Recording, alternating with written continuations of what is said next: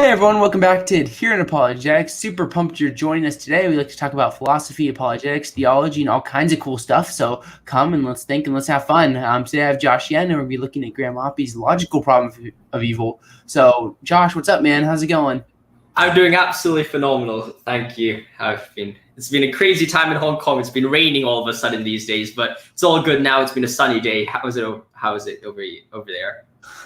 I just moved back to university in Virginia, so it's really hot or it's just raining, and that's like the two we get. So we get like 110 and humid, or 100 and humid, or we get just like pouring rain, and then that's like the two options we have. So we're hanging in there, but I'm excited for fall. But super excited for this. So today we're gonna be looking at just a short clip. Graham Oppy did a interview on Alex Malpass's channel, Thoughtology, on logical problems of evil.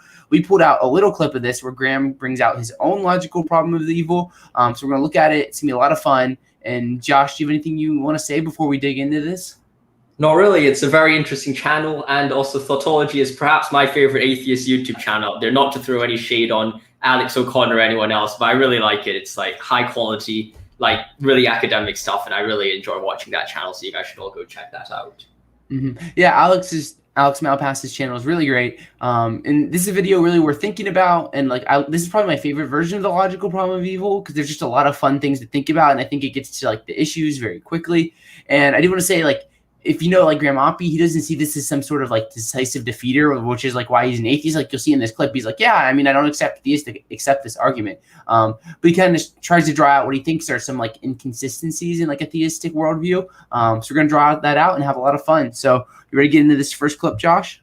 Yep, completely ready for it. Looking forward to it. Alrighty, let's do it. I give various other logical arguments from evil in the paper. I give a simple one, which is one that I find interesting. I don't think that you can't avoid this argument either, but consider this. If God exists, God's the perfect ex nihilo creator of our universe. So the characterization is just God's perfect, God's the creator of our universe. Essentially, God's the creator of everything else that's got causal power, something like that. But the datum is our universe is imperfect. It's imperfect in various respects. There's lots of moral evil in it, for example. There's lots of natural evil in it. Those seem to be imperfections, right? So it doesn't seem a big stretch to say our universe is imperfect. What I would emphasize is the moral evils. In a perfect universe, everyone would always choose the best. Okay, linking premises. The actions of a perfect being can't decrease the degree of perfection of the world. And if God exists, then prior to all creation, the world's perfect, the world being everything that there is. Right? There, that's what I mean. I'm not talking about our universe because it doesn't exist yet. I'm just talking about the sum of everything that there is perfect. These seem to form an inconsistent set. Right? If our universe is imperfect, God's perfect, a perfect being can't make a transition from a perfect state to an imperfect state, then what happened? Right? So there's a different kind of logical argument from, well, this one's from imperfection rather than evil, but I said imperfection, evil, suffering, they would fit in the same category. All right, lots of great stuff here to start thinking about as he presents the argument. So Josh, you want to take it first, and like, what are your thoughts about what's going on here? My initial thought, which I think was very interesting, was kind of his focus on moral evil instead of natural evil, because I think that bringing in the moral aspect does bring in the idea that you could say, well, maybe humans need to have freedom in order to be perfect, or humans need freedom to be good, and you could make the idea that if God did not make humans without freedom, then, well, moral evil then becomes a bit of a problem. It's like, well, if you accept that moral, or at least you need free will, or at least morality, in order for humans to be good or to fulfill their potential, then, well, it seems that could be explained just like Plantinga does with the free will defense in some sense. Now I think that the natural evil, however, would pose a bigger problem, at least if you're only looking at his formulation of the argument, because, well, natural evil, you might say, well, look at the world. Why is there so much suffering here? Then it's not just saying God created good humans which went wrong. It's like, well, God created a world which causes a lot of evil in itself. So I think it's perhaps, just as the first place, seems to me to be perhaps an even stronger variation or formulation of Oppy's argument if he actually does focus on natural evil instead. Mm-hmm. Yeah, I think what I really like about this argument, before we get into like some criticisms of it, is like I think he gives like value into like what kind of universe we'd expect to exist if God exists. Because like theists will almost unanimously agree, like God's a perfect being, perfect good, like goodness, rationality, all these omni attributes. So from that we can say, well, Oppy's like, well, wouldn't we expect like a perfect universe or something pretty close to it if God exists? Like, this is like, why would a perfect being just create something imperfect? Like, I think there's a lot of value into that, and I think it is fair to assume that a perfect being would probably create something like perfect or something close to it. And then we think about like reflecting on our world, it's like, yeah, there's a lot of evil.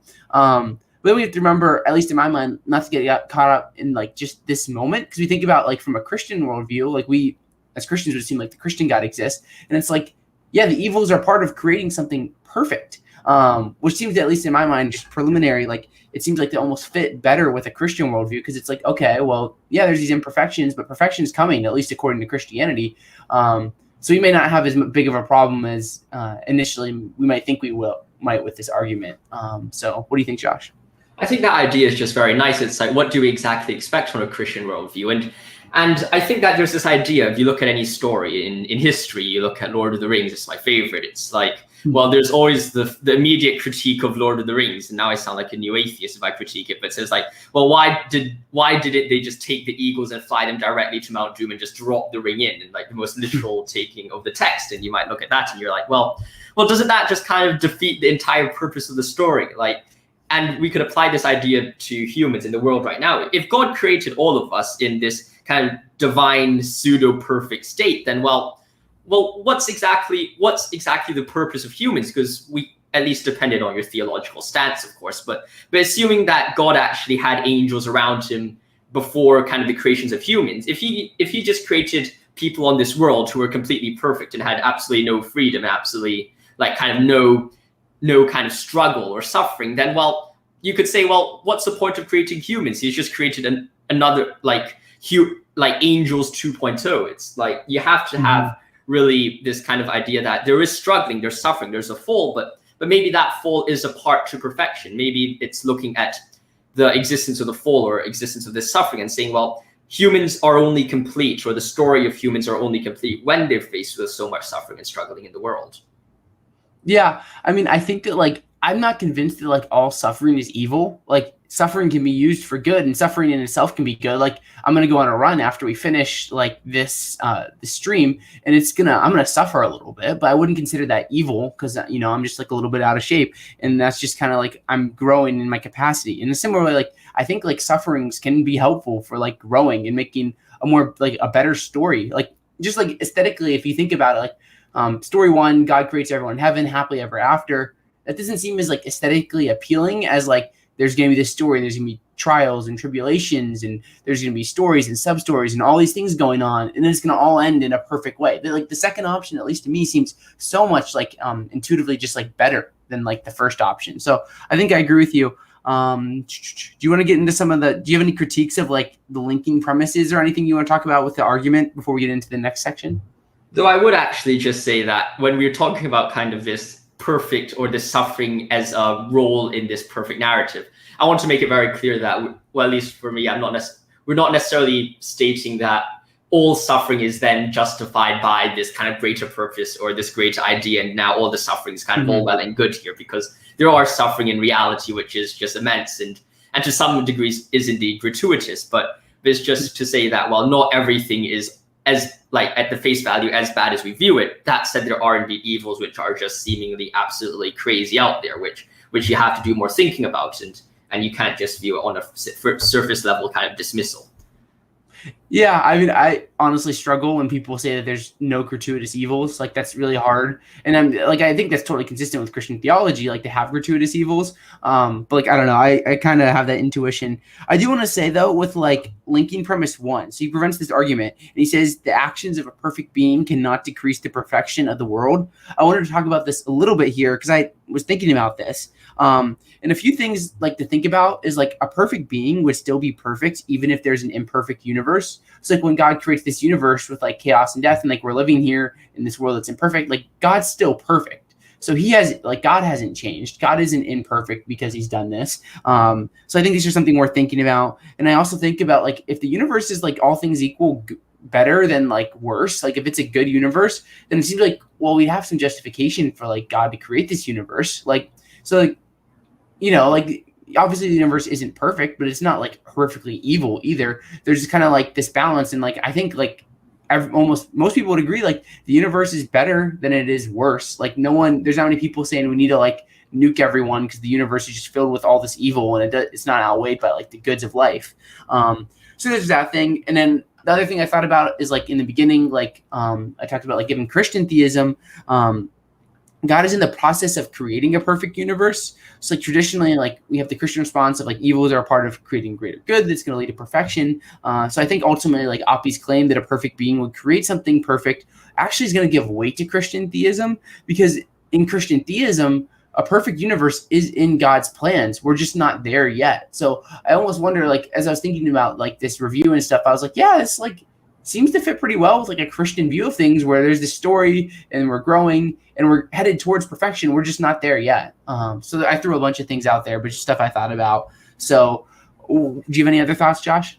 I just think building on the idea that, well, I think your idea that the goodness of the universe is just such an interesting thing to look at, because you know, like, and I don't want to I don't want to sound petty or anything like this, but I think a lot of times when I wouldn't say but when some atheists complain about evil, they're like, well, let's look at all the evil in this world, let's look at all the suffering, the natural suffering and everything, and you're like, well, is that really the case? Because, well, what's the natural or at least utilitarian conclusion? I'm not saying utilitarian is the right way to go around with ethics, but for most of the atheists I've talked with, they all kind of subscribe to some sense of utilitarianism, and you're like, well, what's the most utilitarian way to look at things if the net suffering of this world is greater than the positive? Well, the natural one would be to kind of stop having children and just like getting rid of absolutely everything. And you might say, well, if that's the case, where do we go now? If everything's all just suffering, if everything's all just pain, then why don't you destroy everyone on this world? Why is life better than non-life? It's like every day, no matter what suffering we face, we seem to suggest that there is something good in this world which is worth fighting for, and getting up tomorrow and saying, well, let's move this world towards somewhere better. And I think that action of moving the world towards somewhere better just recognizes that there is something intrinsically good with the world that we've provided, and it's something that we can't just throw away and say, well, this is just all evil, because that's clearly not how our actions and how our lives kind of interplay with reality. That's actually really interesting you brought that up. I remember I listened to Jordan Peterson a little bit, the like psychologist who's not a Christian, but he's really thoughtful. And he talked about how like it's this great miracle that people like get out of bed in the mornings. Like if we think about it, like why on earth do we get out of bed in the mornings? Like it seems like we just live as if there is some sort of purpose to our lives, when like, especially if like we take like the atheistic way of things, it seems really hard for me to see some sort of like greater purpose. But like that is a miracle. Like it seems like just like intuitively, without even like reflecting on it, every morning we get up and do things because we think there is some sort of like purpose to our lives, and we should do things because certain things are good or valuable. So I think that's really interesting you brought that up, Josh. So yeah, I'm glad you did. Completely agree with it. Awesome. So what we'll do now then is we will get into this next clip about the fall. So is there going to be some kind of response to that, which is that, like, I mean, someone's going to say, yeah, but, you know, the fall or whatever, right? Like, that's what happened. Everything was perfect. And then, you know, Eve messed it up by eating the apple or something. Like that's the explanation for the imperfection. And well, God didn't make it. But God's supposed to be perfect. And I'm going to, let's say that entails that God's omniscient, omnipotent. So what, you're telling me that God didn't foresee that what was being made was going to be imperfect? I'm thinking that a perfect being can't. Right? It's just not going to allow a transition from perfection to imperfection. Yeah, right. So that the doctrine of the fall is not going to help. Right? That doesn't. But right. So what do you think about this clip, Josh? Really helpful. I think it's a very interesting thing to look at, and I think there's two distinctions that we make here, and the one he makes here is kind of saying, well, God would not allow a perfect state to lead to an imperfect state. But then, well, the interesting thing here is that, well, what exactly is the perfect state that God created in the beginning? And of course, I don't think the world that God made in the beginning was absolutely perfect. I think there was problems to it. But then you could look at it more carefully and say, well, I think that it's too easy to say, well, God just allowed imperfection to happen, because you could say that at the same time that God created a good or a perfect state, and that's what Oppy wants to present. And maybe God created a perfect state in Eden, and he did indeed foresee the fall which is going on. He did predict that humans were going to go bad, but but humans going bad wasn't because of some inherent problem that God created. It was because of the inherent nature of humans themselves. It's like humans, perhaps you might suggest, well, humans might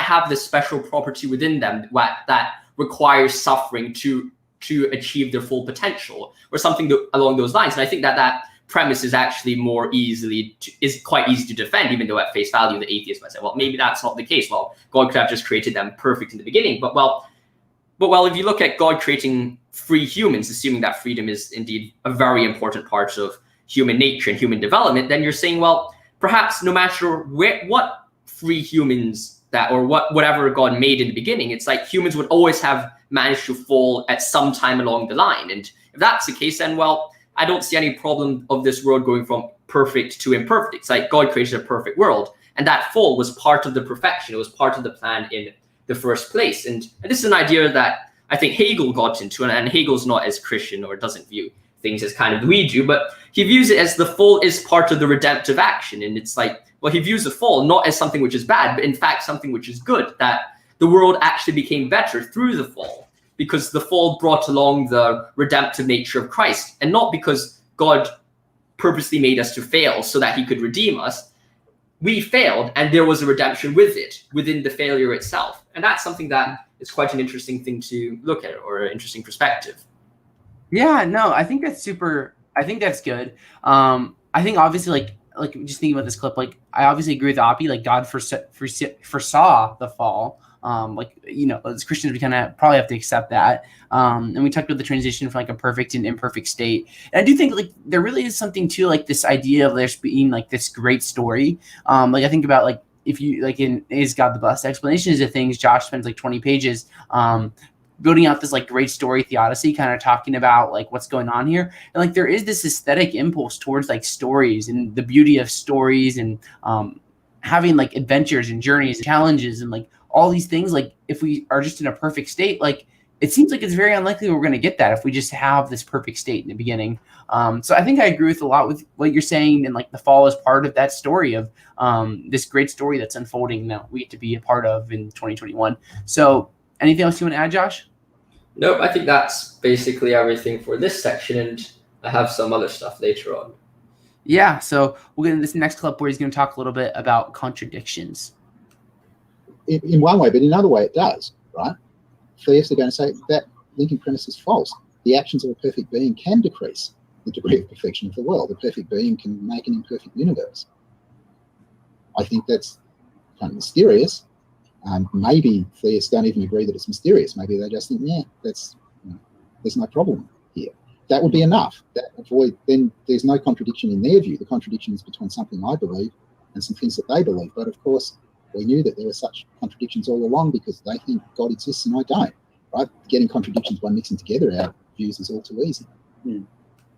Okay, lots of interesting stuff here on like contradictions and worldviews, and you see a little bit of like what Oppy thinks about like the nature of arguments and stuff. So what do you think, Josh? Well, I think maybe you could go first and talk about the nature of arguments, because I think you have some very interesting things to say.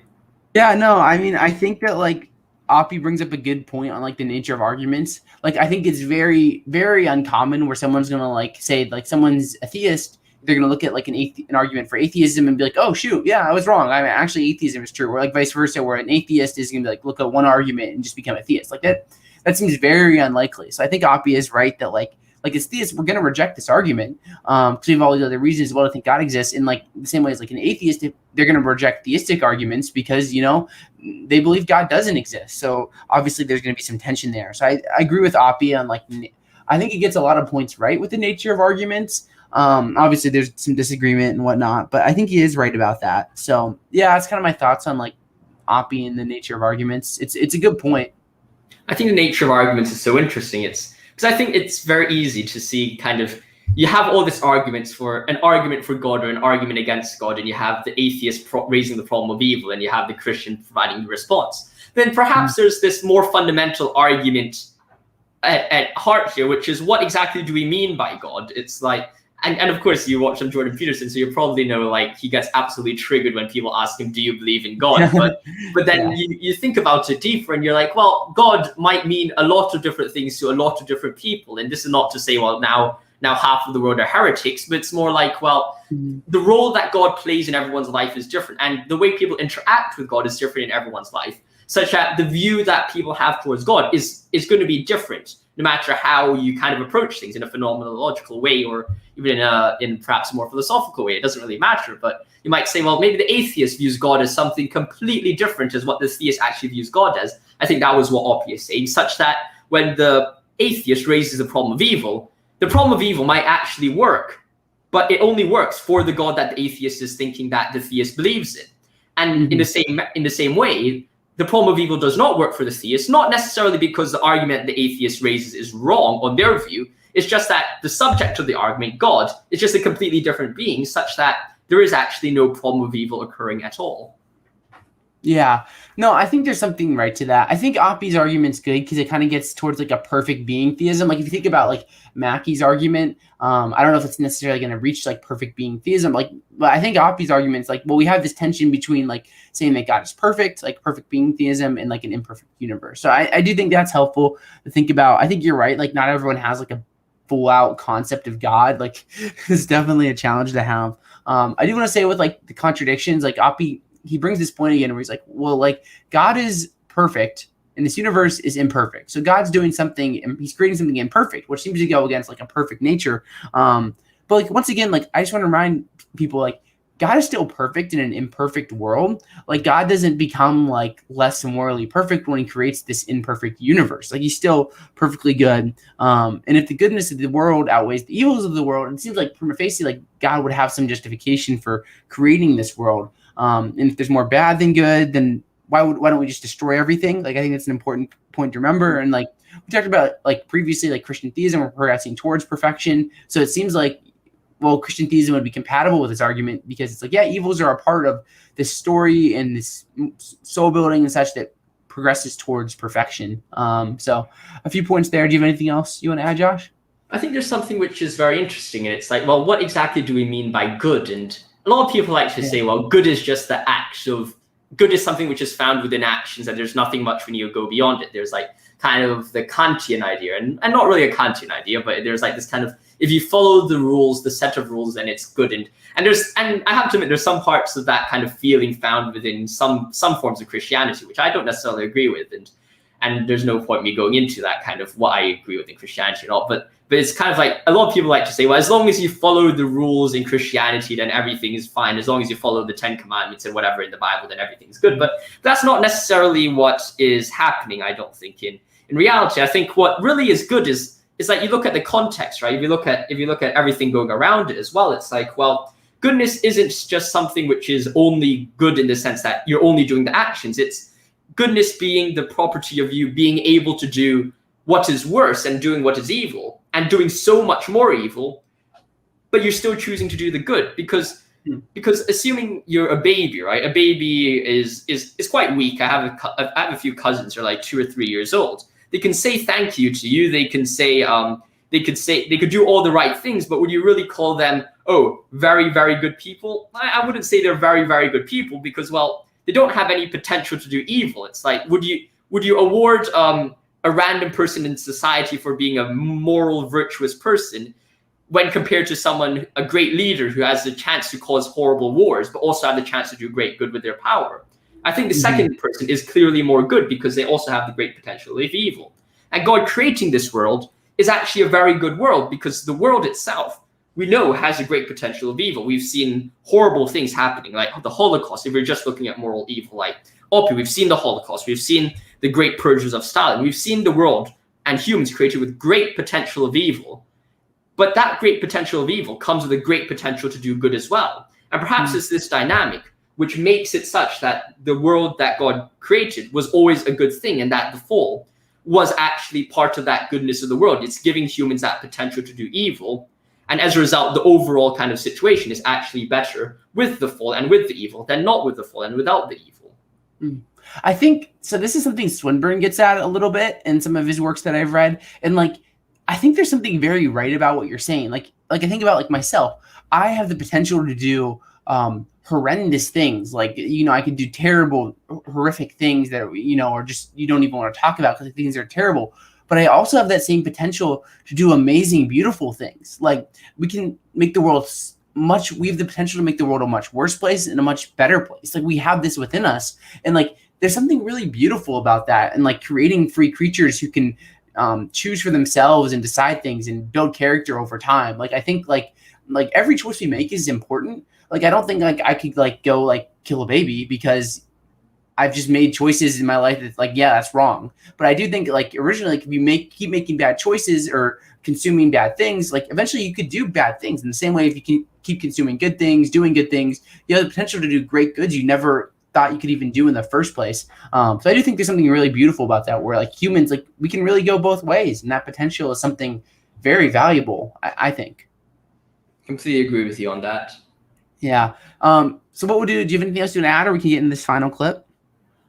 I think the final thing that I can add perhaps is a question which I think is also very interesting, and it's a question of why, and I don't think it's necessarily a question which you need to add in order for his argument to work, or in order for us to solve the argument. But there is always going to be that question: is why does God allow for us to have imperfect universe, or why would God create an imperfect universe even if he is a perfect being all along? Like, why would he create an imperfect universe?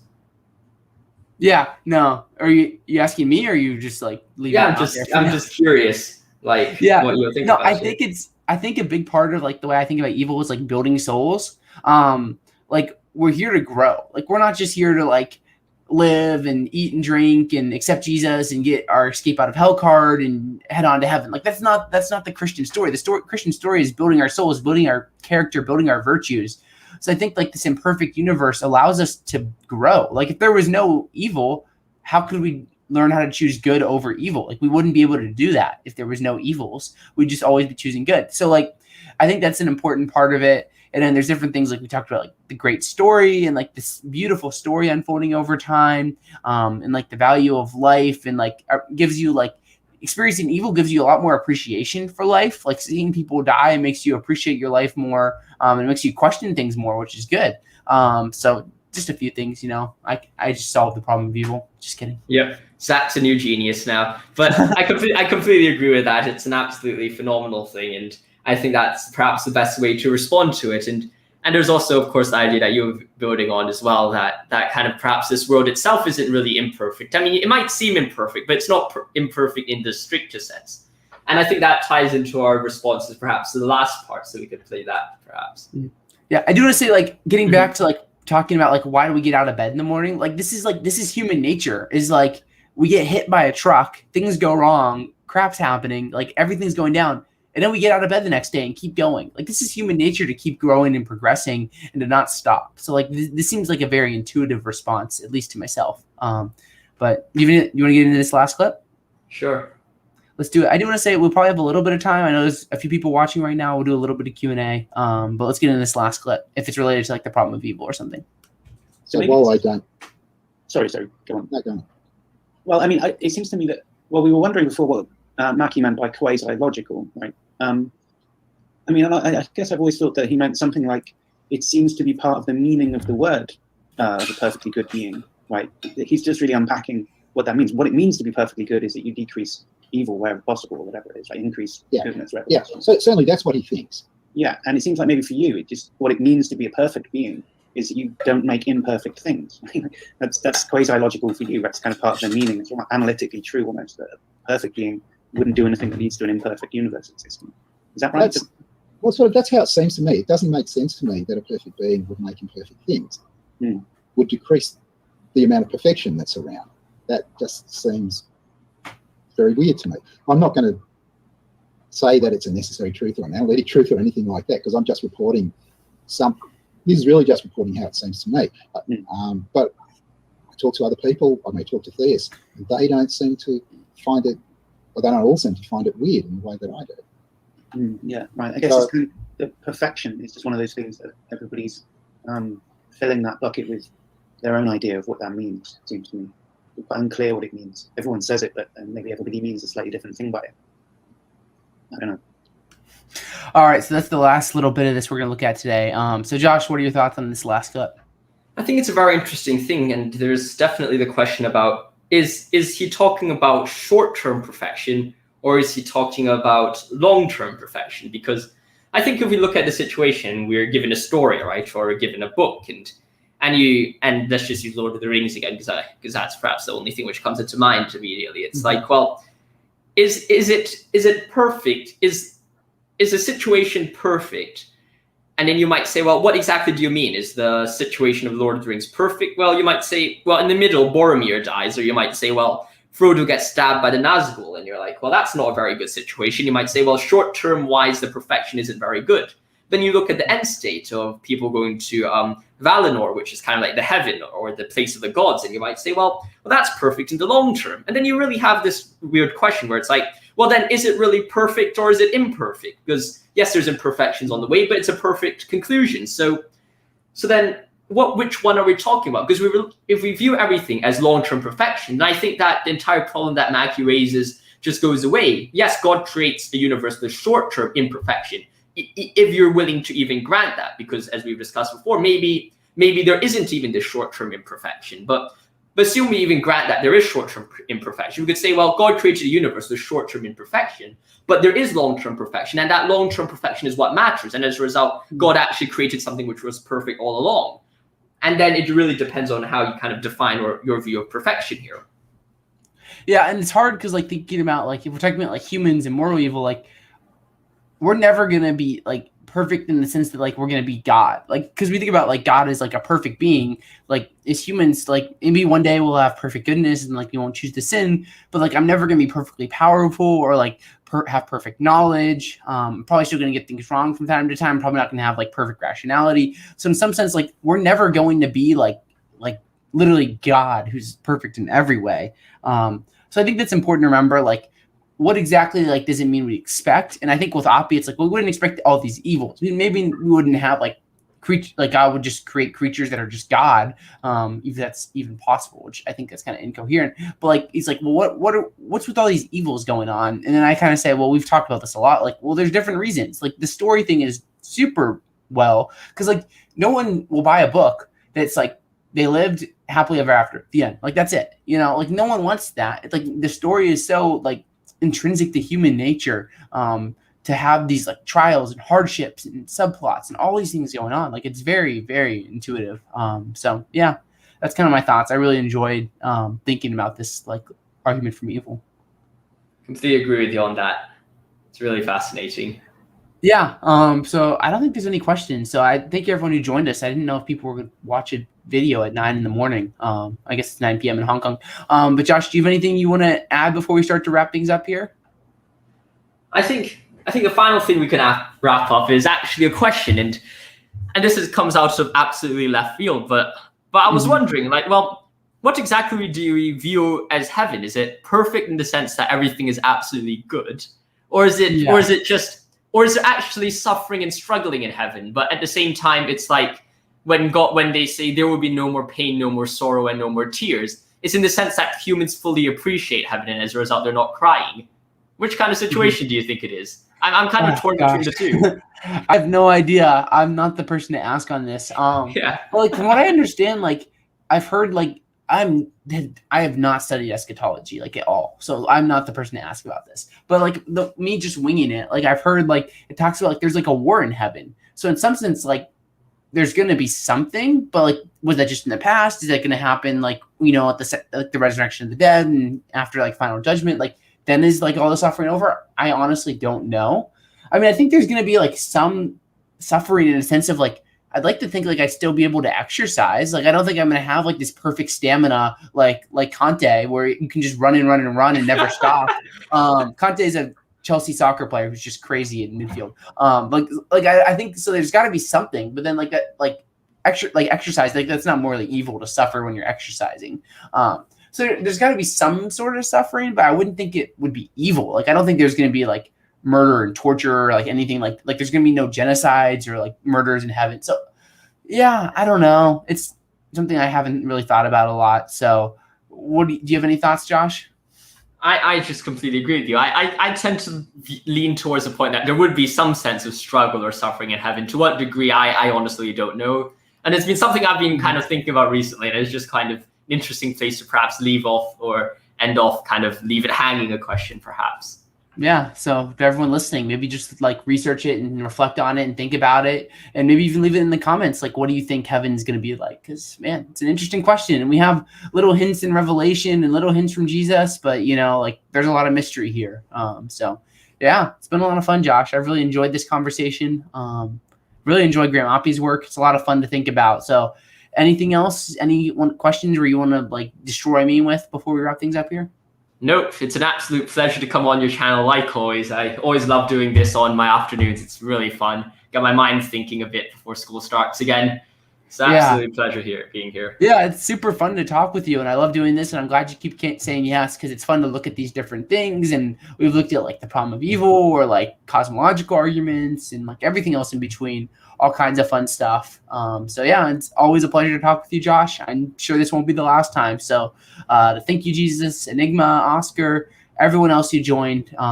We love you. You're awesome. Appreciate you coming in. If you're new to the channel, always be sure to subscribe, leave a like. And if you enjoy the channel, consider becoming a patron or YouTube member. So you can just press the join and be a YouTube member for like $1.99 a month. That helps a lot. Or become a patron. And you can also do like yearly plans where it charges you like once a year and starts as little as $1 a month. But Josh, one last time, thank you so much. It's been a lot of fun. And thank you, everyone. Have a good one, and God bless. God bless everyone.